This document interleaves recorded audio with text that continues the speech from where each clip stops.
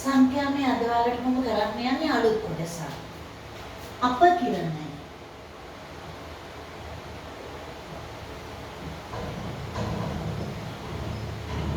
අපකිරණය.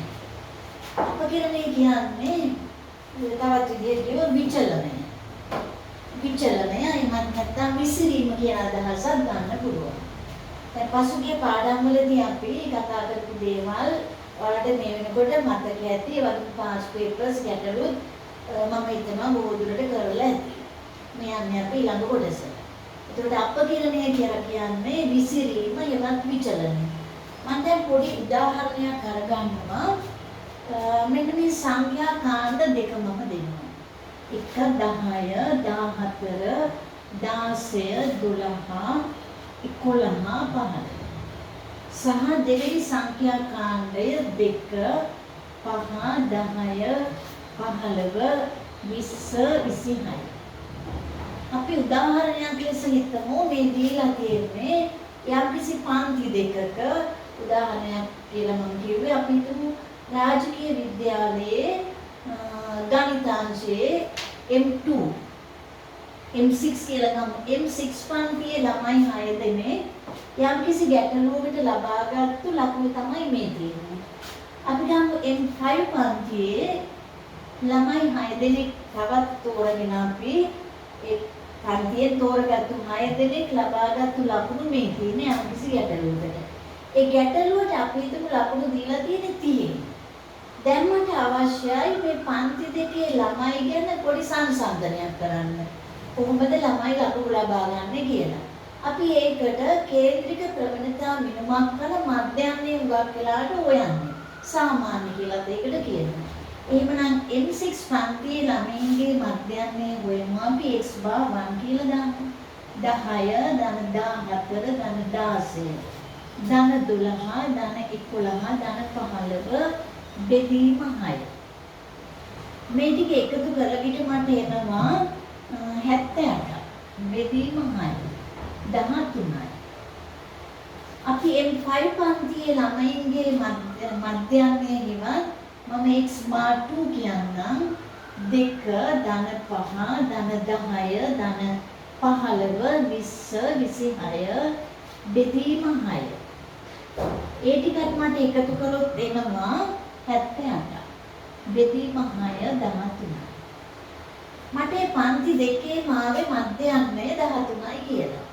ඒ නිසා අපිට හිතෙනවා මේ පන්ති දෙකේම ළමයි එක වගේ වෙන්න ඇති දක්ෂතාවයේ අනුව එක මට්ටමේ ඉන්නවා කියලා.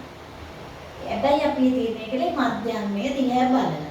නමුත් මේ ලකුණු දිහා බැලුවොත් ඔයාලට පේනවා M6 පන්තියේ අඩුම ලකුණු අරන් තියෙන ළමයා 10යි. වැඩිම ලකුණු 16යි. හැබැයි M5 පන්තියේ ලකුණු දෙක ගත්තු ළමයෙකුත් ඉන්නවා. ලකුණු 26 ගත්තු ළමයෙකුත් ඉන්නවා. ඒ නිසා මේ පන්තියේ විසිරීම ටිකක් වැඩි. අඩුවෙන්ම ලකුණු ගත්තු ළමයෙකුත් ඉන්නවා, වැඩිම ලකුණු ගත්තු ළමයෙකුත් ඉන්නවා. අපි හිතමුකෝ මේ ගැටලුව සඳහා පාස් මාක් එක දෙන්නේ 10 කියලා. මේ පන්තියේ ළමයි ඔක්කොම පාස්. නමුත් M5 පන්තියේ ළමයි දෙන්නෙක් ඉන්නවා ෆේල්ලයි. එහෙමනම් පන්ති දෙකේ ළමයින්ගේ මට්ටම එකයි කියන්න බෑ. ඒ නිසා අපිට පොඩි අදහසක් දෙන්නෙනවා මේ මධ්‍යන්නේ සලකලා පමණක් මේ සංසන්දනය කිරීම කරන්න බෑ කියන එක. ඊට වඩා හොඳ දෙයක් කියන අපිට තියෙන්න ඕනේ මේ විසිරීම ගැන කතා කරන්න. එහෙම නැත්නම් අපකිරණය ගැන කතා කරන්න. එහෙනම් මේ අපකිරණයේවත් විචලනය මැනීමට සංඛ්‍යාත්මකව මැනීමට අපිට තවත් මිනුම් දෙකක් ඉගෙන ගන්න වෙනවා. ඒ මිනුම් දෙක තමයි එක විචලතාවය. දෙක සම්මත අපගමනය.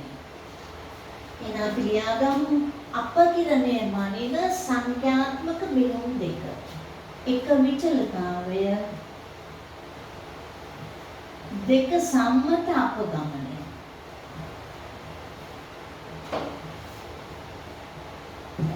මෙන්න අලුත් මිනුම් දෙකක් අපකිරණය මැනීමට හෙවත් අර විසිරීම මැනීමට විචලනය මැනීමට. එතකොට මේ විචලතාව කියන්නේ මොකක්ද කියලා අපි බලමු සංඛ්‍යා කාණ්ඩයක. මම සංඛ්‍යා කාණ්ඩ කාණ්ඩයක් දෙනවා x1 x2 x3 xn. මෙම සංඛ්‍යා කාණ්ඩයේ මධ්‍යයන්නේ x බාර් නම් මේ විචලතාවට මම සිග්මා වර්ගය කිව්වොත් සිග්මා වර්ගය ලියන්නේ මෙහෙමයි. x1 ඍණ x භාග වර්ගය ධන x2 ඍණ x භාග වර්ගය ධන x3 ඍණ x භාග වර්ගය ඔහොම ගිහිල්ලා xn ඍණ x භාග වර්ගය බෙදීම n කියන එක තමයි විචලතාවයේ සූත්‍රය. අපි ඒවා කෙටියෙන් ලියන ක්‍රමයක් දන්නවා. සිග්මා දාලා xi ඍණ x භාග වර්ගය බෙදීම ni සමානයි 1 සිට n දක්වා මෙන්න සිග්මා වර්ගයේ සූත්‍රය අපිට ලැබුණා. විචලතාවයේ සූත්‍රය. ඒ කියන්නේ මේ පරීක්ෂණයට සහභාගී වූ ගමන් xi ඍණ x භාගයේ වර්ගය බෙදීම n. අපි බලමු දැන් මේ සූත්‍රය උදව් කරගෙන සංඛ්‍යා කාණ්ඩයක විචලතාවය හොයන හැටි.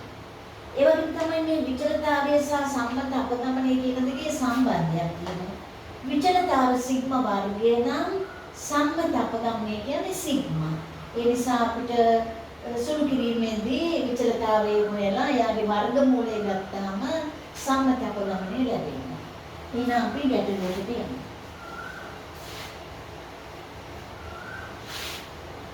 මම ඉස්සෙල්ලා දුන්නු සංඛ්‍යා කාණ්ඩයක්ම ලියන්නම් 10 14 16 12 11 15. මෙම සංඛ්‍යා කාණ්ඩයේ විචලතාව සොයන්න. මම සිග්මා එක වර්ගය කියලා ගන්නවා. අපි සූත්‍රයට ගලපමු. මෙයාගේ x බාර් කලින් හොයාගෙන තිබුණා 13යි කියලා. x bar 13යි. 10 ඍණ 13 වර්ගය 14 ඍණ 13 වර්ගය 16 ඍණ 13 වර්ගය 12 ඍණ 13 වර්ගය 11 ඍණ 13 වර්ගය සහ 15 ඍණ 13 වර්ගය බෙදන්න ඕනේ 6. අන්න එතකොට අපිට විචලතාව ලැබෙනවා. අපි සුළු කරලා බලමු. 9යි 1යි අපහු 9යි 1යි 4යි ආයි 4යි බෙදීම 6. මේ ටික එකතු කළොත් අපිට ලැබෙනවා අපි බලමු 10යි 20යි 28 බෙදීම 6 උත්තරේ 4යි දශම ස්ථාන දෙකකට අපි තිබ්බොත් 6යි 6යි 6යි කියලා ලැබෙන්නේ අපි 4යි දශම 6යි 7යි කියලා උත්තරේ තියෙනවා. ඔන්න පළවෙනි කණ්ඩායමේ විචලතාවය. ඒකම අපිට ඕන සම්මත අපගමනය ලියන්න පුළුවන් නේද? 4.6යි 7 මූලය වර්ගමූලයේ හෙව්වොත් මේකේ එනවා 2.16ක්.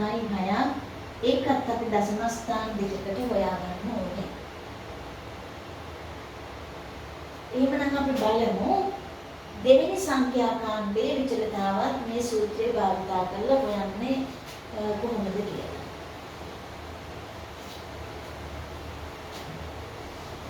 මම දෙවෙනි සංඛ්‍යා කාණ්ඩය දාන්නම්.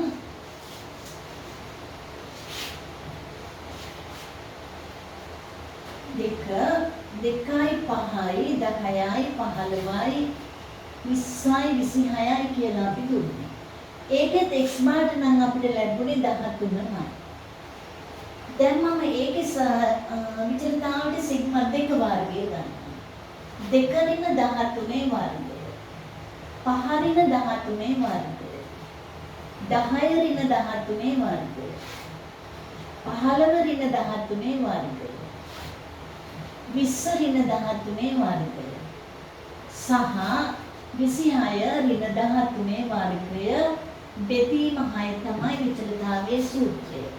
අපි සුදු කරගමු. 11යි 121යි 64යි. ධන 9යි. ධන 4යි. ධන 49යි ධන 169යි බෙදීම 6යි. මේ ටික එකතු කරගත්තොත් අපිට ලැබෙනවා 416ක්. 416 බෙදීම 6යි. සිග්මා වර්ගයට එනවා 69.3. සිග්මා දෙක වර්ගයට. ඒකෙන් අපිට පේනවා ඒකේ විචලනය කොයිතරම් වැඩිද කියලා පළවෙනි පන්තියට වඩා. පළවෙනි පන්තියේ විචලනයට ආවේ 4.67යි. මේකේ විසිරීම 69.3. එහෙනම් අපිට ඒකේ සිග්මා දෙකට උත්තරේ ගන්න පුළුවන් 69.3 මූලය. ඒකේ උත්තරේ ආසන්න වශයෙන් අපි ලිව්වොත් 8.2ක් පමණ ලැබෙනවා. එහෙනම් අපි හෙව්වේ සංඛ්‍යා කාණ්ඩයක විචලතාව සහ සම්මත අපගමනය. දැන් අපි බලමු අපිට මෙතෙන්දී x බාට ලැබිලා තියෙන පූර්ණ සංඛ්‍යාවක්. ඒ නිසා මේ අඩු කරලා වර්ග කිරීමේදී තරම්ම ගැටලුවක් ආවේ නැහැ. අපි හිතමු මේ x බාට අපිට ආවා කියලා දශම ගානක්. දශම ගානක් ආවොත් මේ අඩු කරලා වර්ග කරද්දී ඊටාම සංකීර්ණ උත්තර දශම ස්ථාන ලැබෙනවා. වෙලාවත් ඒ වගේම ගත වෙනවා. ඒ නිසා x බාට පූර්ණ සංඛ්‍යාවක් ලැබුණේ නැත්නම් අපිට මේ සූත්‍රය පොඩ්ඩක් වෙනස් කරලා ගන්න වෙනවා. වෙනස් කරලා කියන්නේ අපි ඒක නැවත බලමු සුළු කරගන්න ක්‍රමය. සිග්මා වර්ගයට අපි දැනට දන්නේ නම් xi ඍණ x ගේ වර්ගය බෙදීම ni සමාන එකේ සිට n දක්වා.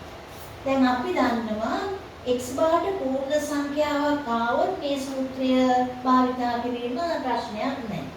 හැබැයි දශම ගානක් ආවොත් අඩු කර කර වර්ග කරන්න ගියොත් ගැටලුවක් වෙනවා. ඒ නිසා අපි බලමු මෙයා පොඩ්ඩක් සුළු කරගන්න. මම මෙයා වර්ග කළොත් එනවා i සමාන එකේ සිට n දක්වා xi වර්ගය ධන x බා වර්ගය ඍණ 2යි xi x බා බෙදීම n කියලා. මම දැන් මේ සිග්මාගෙන් දිගටම වැඩි කරගන්නම් වර්ණන අයින් කරලා. සිග්මා xi වර්ගය i සමාන එකේ සිට n ධන x බා නියතයක් නිසා පිටට අරගන්නම් සිග්මා ඇතුළට 1 දාන්න. ඍණ දෙවරක් x බා පිටට ගන්නම් දෙකත් එක්ක සිග්මා ඇතුළට දාන්නේ අපි වෙනස් වෙනාගයක් විතරයි. බෙදීම n බෙදීම n බෙදීම n. මමයි මට දැන් මේ පේළිය දකින්න පුළුවන්. දැන් මම මේ සිග්මා වර්ගයට ලියනවා මෙන්න මෙහෙම. මෙයාගේ කිසි වෙනසක් නැහැ. සිග්මා xi වර්ගය බෙදීම n ලෙසම ලියන්න. එක n සැරයක් එකතු කරන්න. එකේ ඉලක්කම n සැරයක් එකතු කළොත් nමයි. එහෙනම් මේ nට මෙයා කැපිලා ධන x බා වර්ගය. ඊගාවට අපි දන්නවා මෙන්න මේ පේන සූත්‍රය x බාගේ. මේ තියෙන මධ්‍යන්නේ සූත්‍රය සංඛ්‍යා කාණ්ඩයක. එහෙනම් දෙවරක් x බා x බා. එතකොට ඍණ දෙවරක් x බා වර්ගය. දැන් මට සුළු කරන්න පුළුවන් xi වර්ගය i සමාන එකේ සිට n බෙදීම n ඍණ x බා වර්ගය කියලා. ඔන්න විචලතාවයට තවත් සූත්‍රයක් අපි ගත්තා. හැබැයි ඉස්සෙල්ලා එක සුළු කරලායි මේ සූත්‍රය ගත්තේ. මේ සූත්‍රය අපිට හොඳයි x බාට පූර්ණ සංඛ්‍යාවක් ආවේ නැති අවස්ථාවක මේක භාවිතා කරන්න. ඒ වගේම තමයි ඔයාලට විභාගෙට මේ සූත්‍රය භාවිතා කරලා මේක ගන්න හැටි අහලා තියෙනවා. ඒ නිසා මේ සූත්‍ර ලබා ගැනීම නැවත නැවත ලියලා පුරුදු වෙන්නත් ඕනේ. අපි බලමු මේ සූත්‍රය භාවිතා කරලා ඉස්සෙල්ලා ගන්න හදන්න x බාට පූර්ණ සංඛ්‍යාවක් ආවත් මේ සූත්‍රය අල්ප ගන්න පුළුවන්. අපි බලමු ඉස්සෙල්ලා ගැටලුවක් හදන්න. මේ උත්තරේ ගන්න පුළුවන් කියලා. 10 14 16 12 11 15. දැන් මම සිග්මා වර්ගයට ලියන්න ඕනේ සිග්මා xi වර්ගය. එතකොට මම සෑම පදයක්ම වර්ග කර කර එකතු කරන්නේ 100. 14 වර්ගය මට ඕනේ. අපි බලමු 14 වර්ගයට උත්තරේ 190යි. 16 වර්ගය 250යි. 144 121 225 බෙදීම 6 හැබැයි ඍණ x bar වර්ගය 169 මේ ටික ඔක්කොම එකතු කරලා ගාලා දෙනවා 1042 බෙදීම 6 ඍණ 169 1042 6න් බෙදුවොත් 1000 එනවට මේක සුළු කරොත් 238.333 ඍණ 169 උත්තරේට එනවා 69.33 මේ උත්තරේ අපිට ඉස්සෙල්ලා එම සංඛ්‍යා කාණ්ඩයේ විචලිතාවට ලැබුණා අර මූලික සූත්‍රය භාවිතා කරලා. එහෙනම් ඒකෙන් අපිට පේනවා උත්තර ගන්න පුළුවන් මේ සූත්‍ර දෙකම භාවිතා කරලා. එහෙනම් සංඛ්‍යා කාණ්ඩයක විචලිතාව හොයන්න ඔයාලට සූත්‍ර දෙකක් තියෙනවා. විශේෂයෙන් මතක තියාගන්න මූලිකම සූත්‍රය භාවිතා කරන්න පුළුවන් x බාට හොඳ උත්තරයක් ආවොත් පූර්ණ සංඛ්‍යාවක් ආවොත් x බාට පූර්ණ සංඛ්‍යාවක් ආවෙ නැති අවස්ථාවක මේ සූත්‍රය භාවිතා කරන්න පුළුවන්. එහෙමනම් අපි ඊළඟට බලමු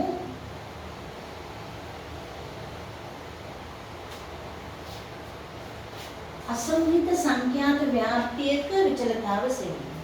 අසමහිත සංඛ්‍යාත ව්‍යාප්තියක විචලතාව සෙවීම. අසමහිත සංඛ්‍යාත ව්‍යාප්තිය. අසමහිත සංඛ්‍යාත ව්‍යාප්තියක විචලතාව. සංඛ්‍යාත ව්‍යාප්තිය කියනකොටම අපිට වගුව මතක් වෙනවා. අසමහිත කියපු ගමන්ම අපිට මතක් වෙන්නේ පන්ති ප්‍රාන්තර නැති. එන xi x1 x2 x3 ටිකක් xn. f1 f1 f2 f3 ටිකක් fn. මේ වගේ සංඛ්‍යාත ව්‍යාප්තියකට අපි කියනවා අසමහිත සංඛ්‍යාත ව්‍යාප්තිය. අපිට ඕනේ මේක ව්‍යාප්තිය විචලතාවට උත්තරයක්. ඒවා සිග්මා වර්ගයේ උත්තරය. ඒක ලියන්න මෙන්න f1 වරක් xi ඍණ x භාගය වර්ගය. f2 වරක් x1 x2 ඍණ x භාගය වර්ගය. f3 වරක් x3 ඍණ x භාගය වර්ගය. ඔය විදිහට ගිහිල්ලා fn වරක් xn ඍණ x භාගය වර්ගය බෙදීම n. ඒකත් අපිට සිග්මා දාලා සූත්‍රයේ සරලව ලියා ගන්න පුළුවන්. සිග්මා ඇතුලේ සිග්මා fi xi ඍණ x bar වර්ගය i සමාන 1 සිට n බෙදීම n කියලා අසමහිත සංඛ්‍යාත ව්‍යාප්තියක විචලතාව සඳහා සූත්‍රය වලට ලබා ගන්න. එහෙමනම් අපි ගැටලුවක් හදලා අසමහිත සංඛ්‍යාත ව්‍යාප්තියක විචලතාව සඳහා සූත්‍රය.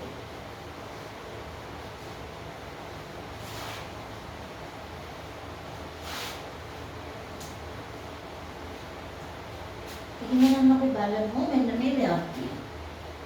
මම දෙනවා xi තීරයට 2යි 3යි 4යි 5යි 6 7 8 9. fy තීරයට දෙනවා 3යි 5යි 10යි 18යි 25යි 20යි 12යි 7යි. මෙම අසමහිත සංඛ්‍යාත ව්‍යාප්තියේ විචලතාව සොයන්න කියන එකයි ප්‍රශ්නය. අපි අසමහිත සංඛ්‍යාත ව්‍යාප්තියක විචලතාව සොයන්න කියපු ගමන් එයාගේ සූත්‍රය ලියාගමු අපි දැනට දන්න.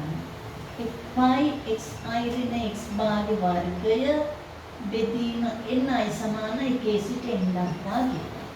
එහෙනම් අපිට අවශ්‍ය තීර මොනවද කියලා බලන්න. අපිට මුලින්ම මෙයාගේ x භාග හොයන්න ඕනේ. x භාග හොයන්න කිව්වේ නැත්නම් සූත්‍රය බලපුවාම අවශ්‍ය වෙනවා. එහෙනම් අපි මුලින් x භාග හොයන්න කෙටි ක්‍රමයක් භාවිතා කරන්නත් පුළුවන්. අපේ අපගමන ක්‍රමය ඍජු ක්‍රමය භාවිතා කරන්නත් පුළුවන්.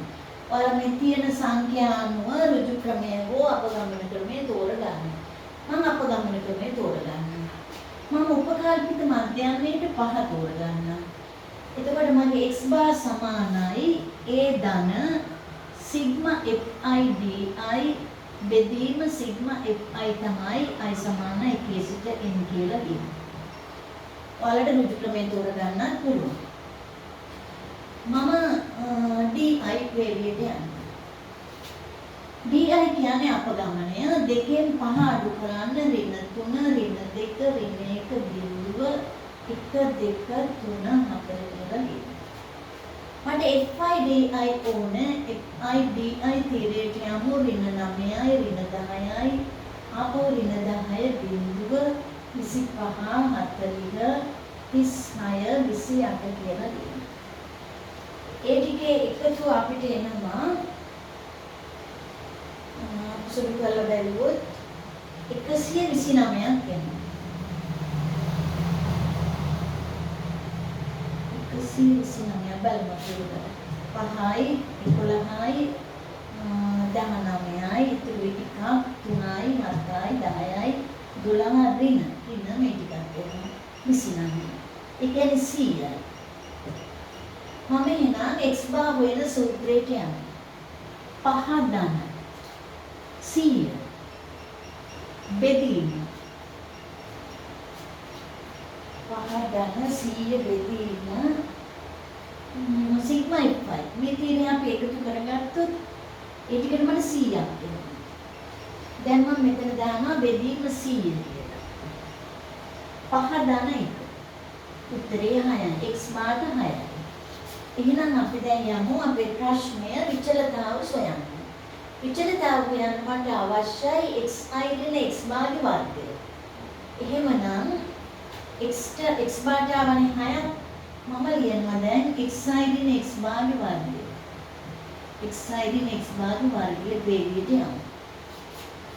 2න් 6 අඩු කරලා වර්ග කරන්න. එතකොට 16යි. එහෙමනම් 3න් 6 අඩු කරලා වර්ග කරන්න. 9යි. 4න් 6 අඩු කරලා වර්ග කරන්න. 5න් 6 අඩු කරලා වර්ග කරන්න. ඊළඟ බිඳුව. 7න් 6 අඩු කරලා වර්ග කරන්න. 8න් 6 අඩු කරලා වර්ග කරන්න. 9න් 6 අඩු කරලා වර්ග කරන්න.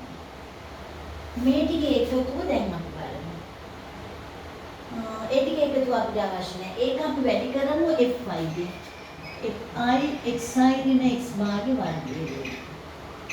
එහෙනම් දැන් 3 වරක් 16 48 45යි 40යි 18යි බිඳුවයි ඊළඟට එනවා 20ක් ඊළඟට එනවා 48ක් ඊළඟට එනවා 63ක් මේ ටික එකතු කර විට මට එනවා 282ක්. දැන් මම සූත්‍රයට යනවා. දැන් සූත්‍රේ මට එනවා කෙලින්ම 282 බෙදීම එකට එනවා 100. උත්තරේ 2.82යි විචලතාව.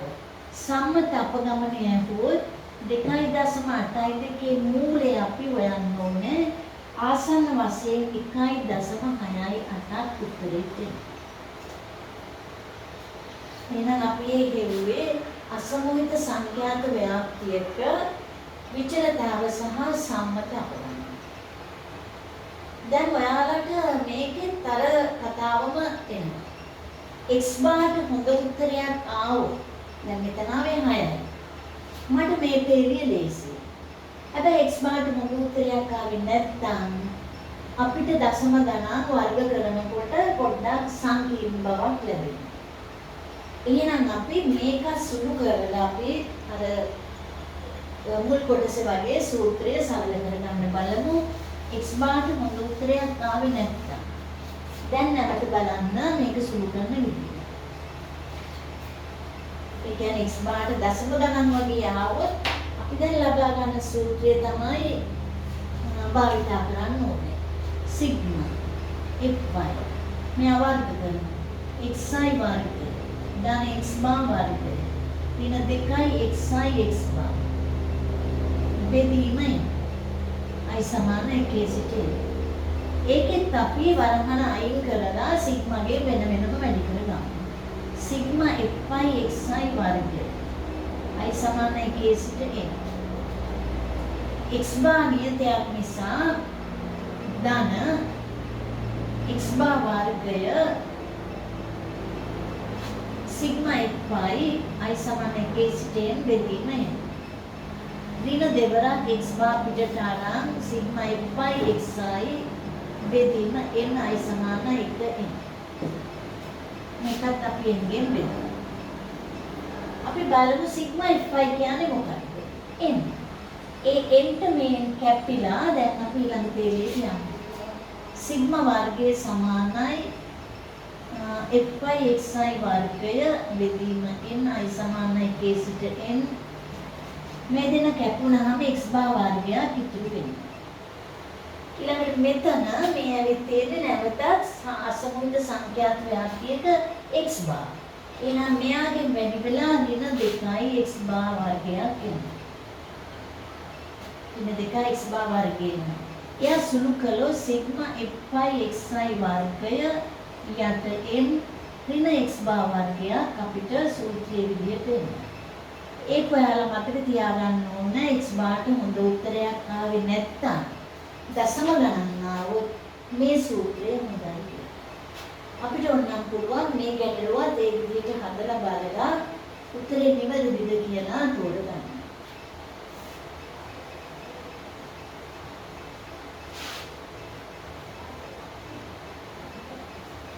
අපි බලමු දැන් අපේ x බාර්ට ආවේ 6යි කියලා. x බාර් 6යි. අපිට අවශ්‍යයි මේ සූත්‍රයේ විදිහට fy xi වර්ගය. xi වර්ගය ගන්න. 4යි 9යි 16යි 25යි 36යි 49යි 64යි 81යි. අපි ඒක fy ගේ වැඩි කරන්නයි. fy xi වර්ගය 12යි 45යි 160යි. ඊළඟ 18 25න් වැඩි කරන්න වෙනවා අපිට.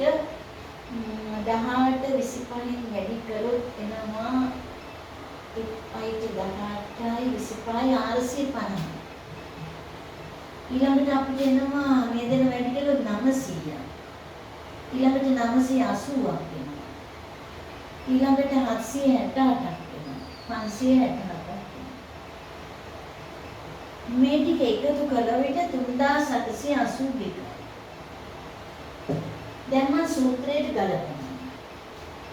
සූත්‍රයට ගලපුව විට 3782 බෙදීම 100. ඍණ 30යි. මොකද x බාර්ට ආවේ 6යි වර්ග කළොත් 30යි. මෙතන එනවා අපිට 38යි දශම 8යි දෙක ඍණ 30යි. ඒ කියන්නේ සිග්මා වර්ගයට එනවා 2.8 2. 2.8 2. සිග්මාට එනවා 1.6යි ගන්න. මම හිතන්නේ අපි මුල් කොටසෙත් එන්න උත්තර ගන්නවා. අපි බලමු දැන් මේ සූත්‍ර දෙක දැනට ඔයාලට මේ ගණන් හදන්න උදව් කරගන්න පුළුවන්. නමුත් අපිට සමහර වෙලාවට මේ උත්තර ටිකක් තව සරල වුණොත් හොඳයි කියලා හිතෙනවා.